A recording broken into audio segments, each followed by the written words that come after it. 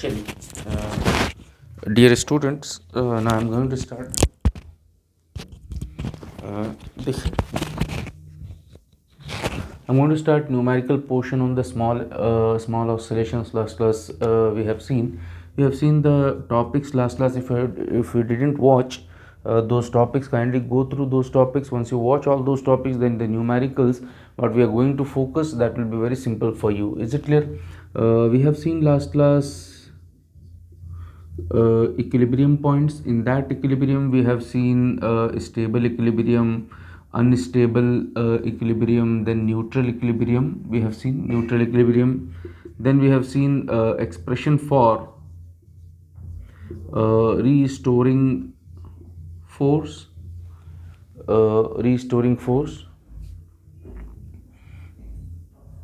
minus k q minus q naught eq cap. This what the expression last class we have derived for the expression of restoring force. Then we have seen small oscillations. These three topics I hope last class we have seen. Is it clear or not? So based on all those three topics, we are going to discuss the numerical on that, and the numericals are up to the mark, to the point, directly asking in the examination, and this question has been asked in the examination a lot of times. Clear? ये potential जो आपको दिया हुआ है, यही कई बार examination में आया हुआ है. क्लासिकल मैकेनिक्स का अगर आप प्रीवियस ईयर का पेपर आप उठा के देखेंगे तो आपको दिखाई देने लगे कि ये potential as it is repeated है. इज इट क्लियर और नॉट? तो इस पोटेंशियल को मैं लिख लेता हूँ v of x that is equal to minus a x upon l whole square plus b x by l whole to the power 4. I'm going to discuss here three numericals. Those three numericals, if you understand, then means the pattern of the numerical is same. Is it clear or not? That will be basics regarding the small oscillations. That will be very sufficient for the examination.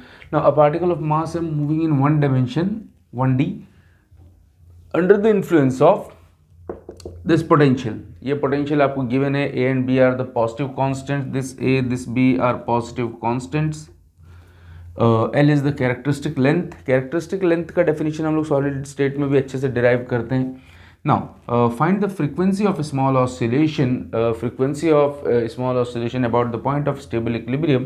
Stable equilibrium की बात हो रही तो जाहिर सी बात है oscillation ही की बात, क्योंकि oscillation take place about the point of stable equilibrium. Is it clear or not? तो मैं start करता हूँ. देखिए ज़रा सा स्मॉल ऑसिलेशन से कभी भी अगर ये क्वेश्चन आता है, ऑसिलेटिंग फ्रिक्वेंसी या टाइम पीरियड या फ्रीक्वेंसी, तीनों एक ही चीज़, अगर ये क्वेश्चन अगर आता है तो simply you need to no.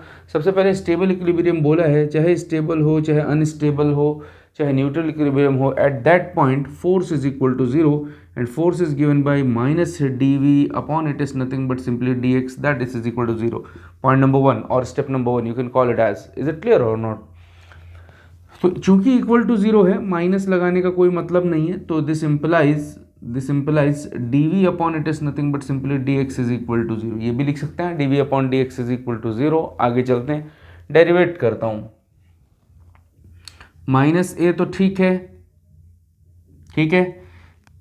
X square का डेरिवेटिव 2 सामने आ जाएगा, एक्स बाई एल रहेगा, अंदर का डेरिवेट करोगे तो 1 बाई एल हो जाएगा. उम्मीद करता हूँ यहाँ तक समझ आ गया होगा. आगे चलते हैं, प्लस ये वाला b वैसे ही रहेगा, 4 इधर आएगा, x by L whole cube रहेगा. इज इट क्लियर और नॉट? अंदर का डेरिवेटिव करोगे तो 1 बाई एल एक बार और मिलेगा. और अच्छे से लिख लेते हैं तो, और ये डेरिवेटिव किसके बराबर होना चाहिए? जीरो. मैंने डेरिवेट करके लिखा है. इज इट क्लियर और not? Minus 2ax divided by L square plus 4bx cube whole divided by L square. L square है, एल 4 है, हाँ, एल क्यूब और ये L to the power, this is nothing but simply 4. This is what the result after derivative and this is equal to, it is nothing but simply zero. Is it clear और not? आगे चलते हैं. उम्मीद करता हूँ ये चीज़ जो है आपको यहाँ तक समझ आ गई होगी. इज इट क्लियर और not? Very very simple. Now let us calculate the value of X from here. Is it clear? X common निकालता हूँ तो यहाँ बचेगा minus 2a divided by L square plus 4b X square divided by L to the power 4, that is equal to zero. एक value of x यहाँ से आ जाएगी equal to 0, एक यहाँ से निकाल सकते हैं 4 minus 2a upon it is nothing but simply l square plus 4b this is nothing but x square divided by l power 4 that is equal to 0. यहाँ x to the power 4 sorry cube है ना, cube से एक x निकाल लिया x square, तो here it is nothing but simply X square. L square cancel होगा तो एल स्क्वायर बचेगा.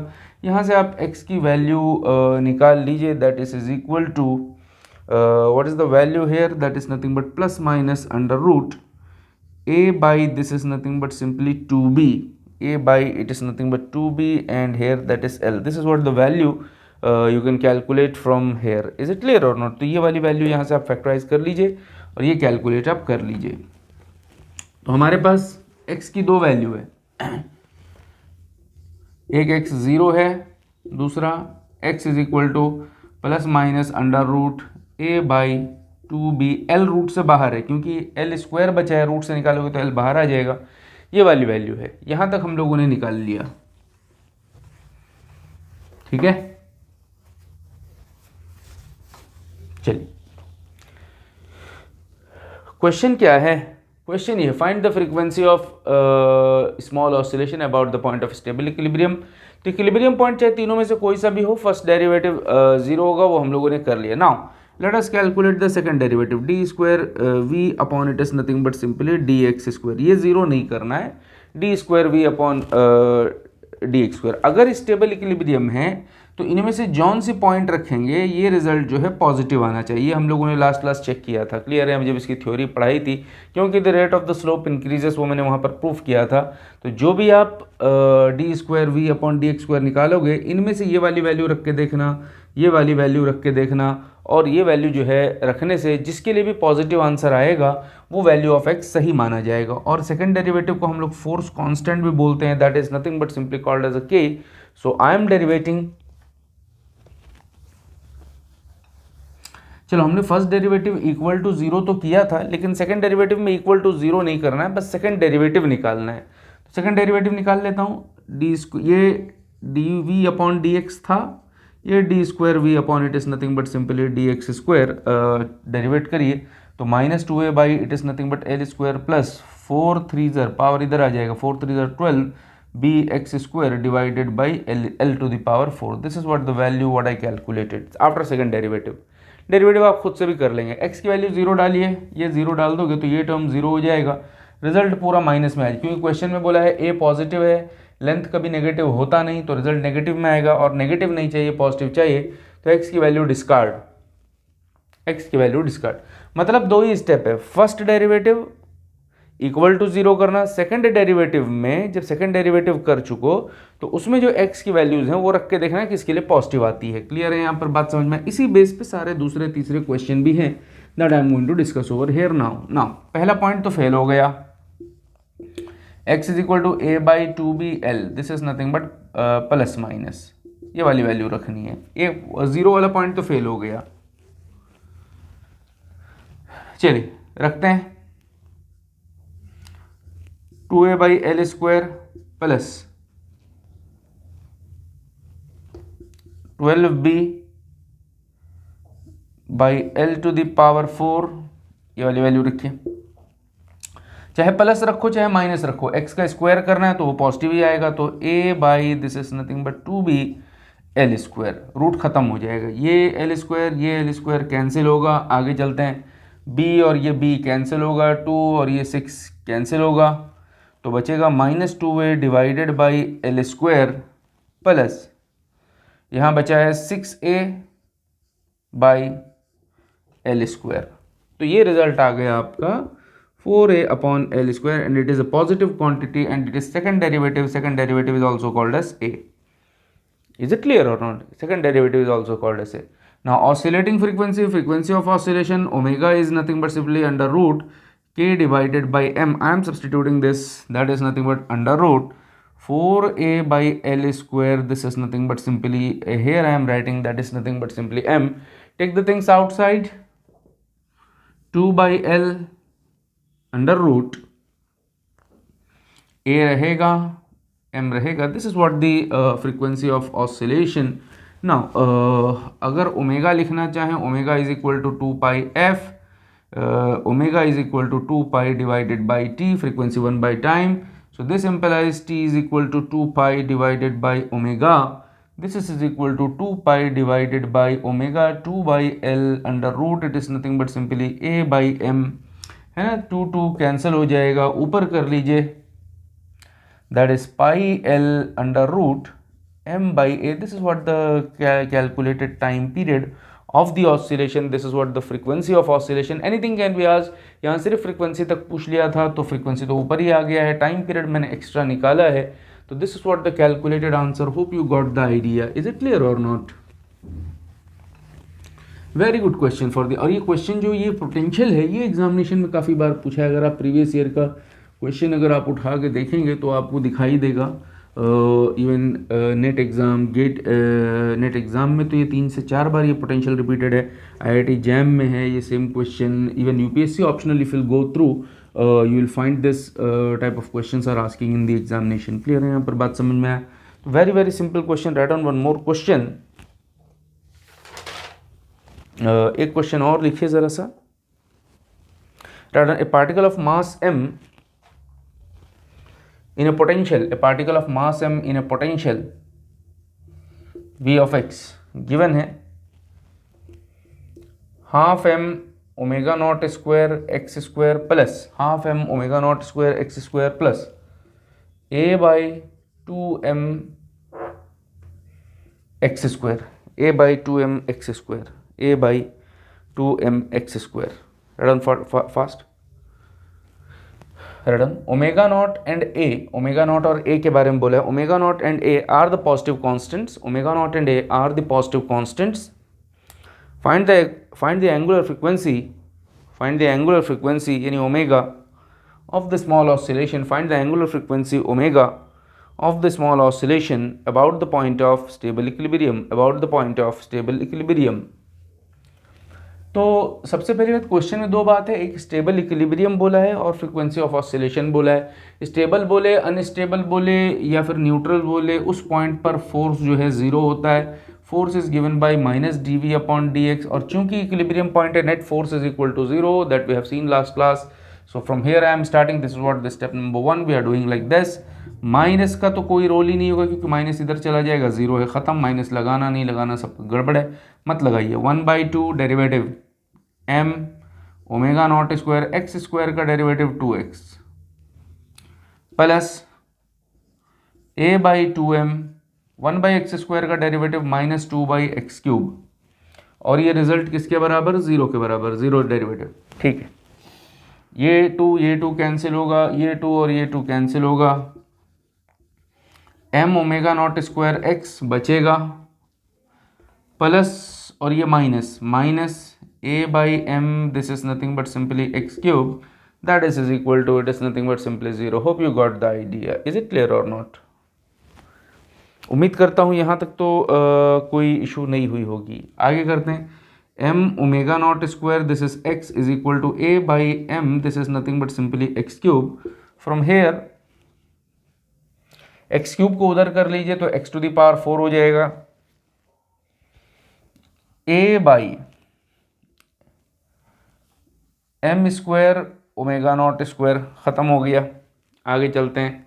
तो x जो आपका निकलेगा a divided by m square omega not square whole to the power 1/4. This is what the calculated value. Clear है यहाँ पर बात समझ में आया? आप चाहें तो इसको प्लस माइनस भी लगा लें. इज इट क्लियर और नॉट? चूंकि रूट निकाल रहे हैं. Is it clear? ठीक है, आगे चलते हैं. तो फर्स्ट डेरिवेटिव आप लोगों ने इसका निकाल लिया है. That is the simple calculated value. Now खत्म नहीं हुआ, फर्स्ट डेरिवेटिव आ गया. सेकंड डेरिवेटिव चेक करना है जो लास्ट क्वेश्चन में हम लोगों ने चेक किया है. D square V upon it is nothing but simply D X square. D square V upon it is nothing but D X square. और इसमें ये एक्स की वैल्यू रख के चेक करना कि ये पॉजिटिव आता है या नहीं आता है. क्लियर है यहाँ पर बात समझ में आया? नहीं समझ में? हमारा रिजल्ट जो आया था फर्स्ट डेरिवेटिव का m omega not square x minus a by m x cube, ये वाली वैल्यू आई थी अगर आपको याद होगा.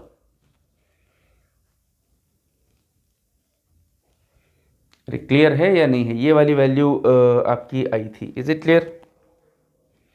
ये फर्स्ट डेरिवेटिव था, हमें तो सेकंड डेरिवेटिव निकालना है। सेकंड डेरिवेटिव निकालिए, m this is nothing but simply omega not square, x का डेरिवेटिव 1 हो जाएगा, माइनस a तो ठीक है, एक्स क्यूब का derivative -3 divided by m x to the power this is nothing but simply 4, minus और ये माइनस प्लस हो जाएगा, m omega not square plus 3a divided by M X to the power 4।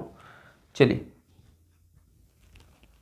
ठीक है, put up कर लीजिए, m omega not square plus 3a divided by m x to the power 4 that is a by m square omega not square whole to the power 4 भी है और एक 1/4 भी है, 4 1/4 कैंसिल हो जाएगा, x पे 4 भी लगाना है और x की वैल्यू 1/4 भी है तो कैंसिल हो जाएगा, m omega not it is nothing but square plus 3a by M A divided by M square omega not square, ये एक m कैंसिल होगा, ये एक कैंसिल होगा, ये ऊपर चला जाएगा, m ओमेगा नॉट स्क्वायर ऊपर है plus 3m omega not square आ जाएगा, 4m ओमेगा नॉट स्क्वायर आ गया और ये वैल्यू को क्या मानेंगे बताइए, कैपिटल के।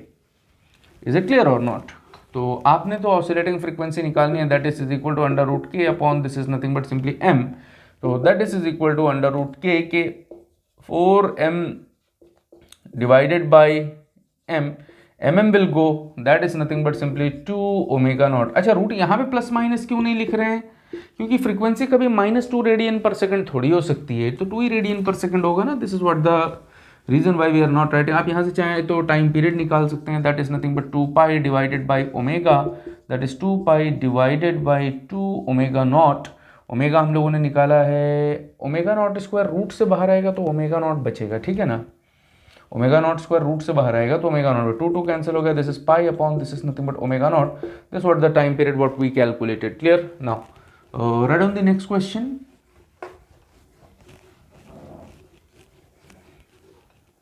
वेरी वेरी सिंपल क्वेश्चन, बहुत आसान से क्वेश्चन आते हैं एग्जामिनेशन में। देखिए जरा कुछ को ये, और ये क्वेश्चन तो 6-7 बार रिपीटेड है if you go through the papers.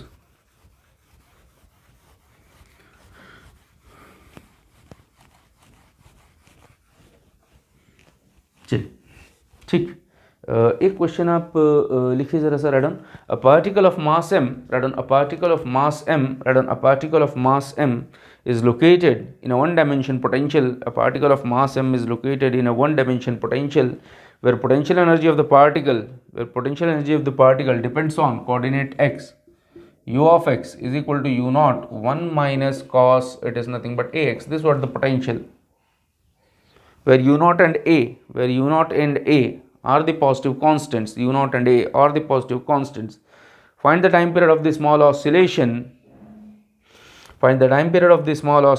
that the particle performs about the point of stable equilibrium. सबसे पहली बात, कोई सा भी इक्विलिब्रियम हो, स्टेबल हो, अनस्टेबल हो, न्यूट्रल हो, उस पॉइंट पर फोर्स क्या होता है, zero, net force zero, minus D U या minus D V upon D X that is equal to zero.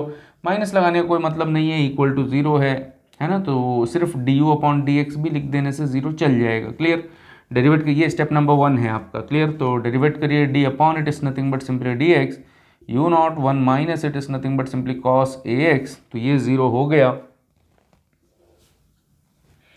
Derivative करिए, यू नॉट बाहर आएगा, 1 का डेरिवेटिव जीरो होगा, माइनस कॉस का डेरिवेटिव माइनस साइन होता है, ए एक्स एक ए भी आ जाएगा इक्वल टू जीरो, तो ये हो गया आपका minus minus plus, U not into A sine A X is equal to zero.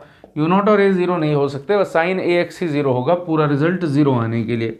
तो ए एक्स की वैल्यू क्या होनी चाहिए, एन पाई, 1 पाई, 2 पाई, 3 पाई, 4 पाई, 5 पाई, 0 पाई, है ना, तो साइन जीरो जीरो हो जाएगा। क्लियर है यहाँ पर बात? समझ में आया? नहीं समझ में आया? तो ये तो हो गया।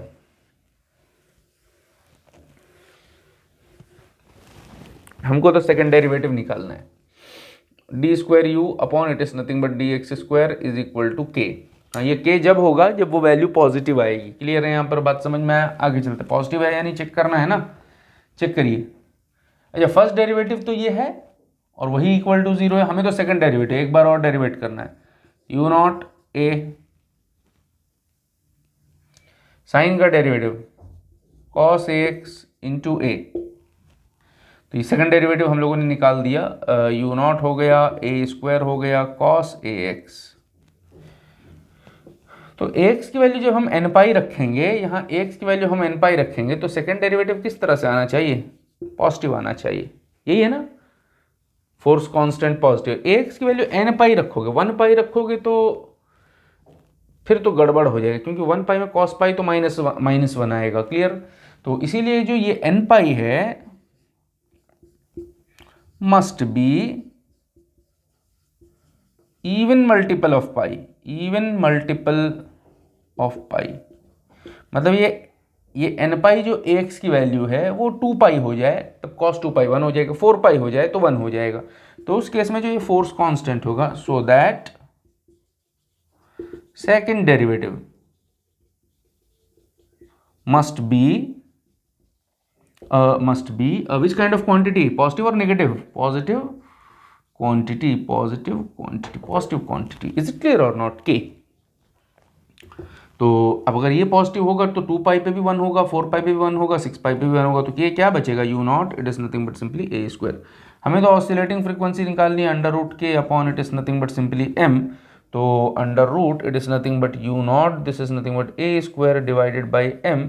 तो a under root u naught divided by m, this is what the oscillating frequency what I have calculated. This was the very simple. अगर टाइम पीरियड निकालना हो तो that is nothing but 2 pi upon it is nothing but omega. Omega हम लोगों ने निकाल लिया है, तो 2 pi divided by under root ये वाली a under root U not divide by m, ऊपर नीचे सब कर लो। This what the time period frequency भी आप निकाल सकते हो। उम्मीद करता हूँ ये चीज़ आपको समझ आई होगी। In the next lecture we are going to you start the Lissajous figure as well as forced oscillation and damped oscillation. These two topics we are going to complete.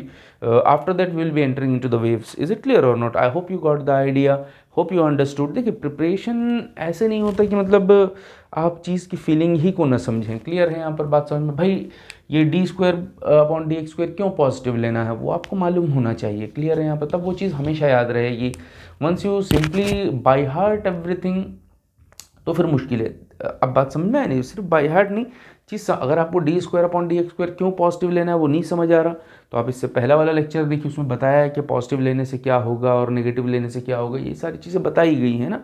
Preparation is not a one day game. Clear? लोग अक्सर preparation करते हैं, preparation में करते क्या है मैं आपको बताता हूँ। जैसा हमारे यहाँ भी बच्चे आते हैं काफ़ी कुछ जब प्रिपेयर करते हैं तो ये ऑफलाइन ही नहीं, ऑनलाइन ही नहीं, ऑफलाइन में भी यही देखा गया है। शुरू में क्या होता है, बच्चे आते हैं प्रिपेयर करने के लिए, आते हैं प्रिपरेशन में, शुरू में तो सिर्फ ये फीलिंग के साथ पढ़ाई करते हैं कि थ्योरी सब पूरा अच्छे से पढ़ लेंगे, बाद में क्वेश्चन देखेंगे। तो टाइम ऐसे निकलता है कि थ्योरी पढ़ते रह जाते हैं, न्यूमेरिकल के लिए वक्त ही नहीं मिलता। होना क्या चाहिए, थ्योरी तो कम से कम पढ़ी जाए, थ्योरी का वो कंसेप्ट ध्यान में रखा जाए जो एग्जामिनेशन के लिए बहुत ज़रूरी है। क्लियर? बाकी सारा theory it's a dump and a waste. Is it clear और नॉट? वो कंसेप्ट याद रखा जाए जो एग्जामिनेशन पॉइंट ऑफ व्यू से इंपॉर्टेंट है, उस पर न्यूमेरिकल लगाया जाए। उस पर अगर आपके न्यूमेरिकल नहीं लग रहे हैं तो फिर उसकी थ्योरी पढ़ा जाए। ये स्टडी पैटर्न है। क्लियर है यहाँ पर बात समझ में आया? नहीं समझ में आया? Once you don't follow then whole year, 2 year, 3 year, 4 year you are going to simply you will be going through the theories and the theory will not help you even a single percent. Is it clear or not? क्योंकि theory exam में आनी नहीं है, concept use है। उस theory से अगर आप कंसेप्ट निकाल पाते हैं तो दैट विल बी, अदरवाइज बच्चों में ये देखा गया है। तो क्या होता है, जब 200 बच्चों की क्लासरूम होती है, फ्रेश बैच की हम बात कर रहे हैं, तो उसमें होता क्या है, 5 बच्चों का निकलता है, फ्रेशर्स में 4 का निकलता है। वो रीज़न यही है कि शुरू से ही वो थ्योरी पढ़ने में लग जाते हैं, उस पर न्यूमेरिकल नहीं लगाते। अब न्यूमेरिकल कहाँ से लगाना है, तो न्यूमेरिकल को नए नए लगाने की ज़रूरत नहीं है, रिलेटेड एग्जाम्स के लगाइए। If you are preparing for NET then you must go for CSIR NET के पेपर्स हैं, गेट के पेपर हैं आपके पास, जेस्ट के पेपर हैं आपके पास, टिफर के पेपर हैं आपके पास। If you are preparing for IIT JAM examination, IIT JAM, then go for JAM and other MSc entrance paper, if you are going through UPSC optional paper physics है, तो आप ये सभी लगा लो, ये पेपर तो है ही है, ये सभी लगा लो, क्योंकि जो क्वेश्चन इसमें है ऑलमोस्ट वही question subject wise subjective question के फॉर्म में वहाँ आता है। क्लियर है यहाँ पर बात, समझ में आया नहीं समझ में आया? तो please follow this pattern, don't simply rely on the theory paper.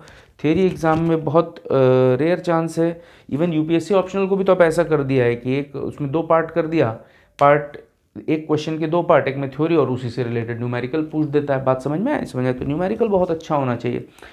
समझ में आया आपको? तो focus like that will be very much helpful for you regarding the examination point of view. Thank you very much, bye bye.